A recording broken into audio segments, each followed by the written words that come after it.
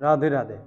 সমস্ত হিন্দু ভাই বোনেদের আমি একটা কথা জানিয়ে দিই, সামনে যে আসছে 25শে ডিসেম্বর, এই দিন আমাদের সনাতন ধর্মে কোনো রকম রিচুয়ালস পালন করা হয় না, শুধু একটা ব্যতীত, সেইটা হচ্ছে তুলসী পূজন দিবস। সেদিনকে আমরা কোনো ধর্মকে খারাপ বলি না, কিন্তু আমাদের নিজেদের ধর্মকে সবসময় বাঁচিয়ে রাখতে হবে, এইটা খেয়াল রাখবেন। এই বিশ্বের মধ্যে যত হানি হচ্ছে, একমাত্র সনাতন ধর্মের উপরই যত সব হানি হচ্ছে, যত সব অত্যাচার হচ্ছে, আর কোনো ধর্মের উপর কোনো অত্যাচার হচ্ছে না, এটাও খেয়াল রাখবেন।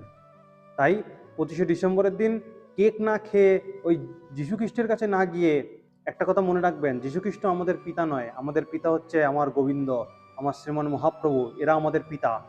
তাই এটা মনে রাখবেন, 25 ডিসেম্বরের দিন ওই যীশুখ্রিস্টের ওখানে গিয়ে নাচাকোদা না করে গৃহে আপনি আপনার তুলসী বৃন্দা দেবীকে, ওই দিন তুলসী পূজন দিবস, ভগবানকে পায়েস ভোগ লাগাবেন, নিবেদন করবেন, তারপরে তুলসী বৃন্দা দেবীকে নিবেদন করে সেই পায়েস প্রসাদ সকলের মধ্যে বিতরণ করবেন, নিজেও গ্রহণ করবেন। তবে গিয়ে আপনার পুণ্য লাভ হবে, আপনার সংসারের জন্য পুণ্য লাভ হবে। তুলসী বৃন্দা দেবীর কৃপায়, গোবিন্দের কৃপায়, আমার ভগবানের কৃপায় আপনার পরিবার সুখময় হবে।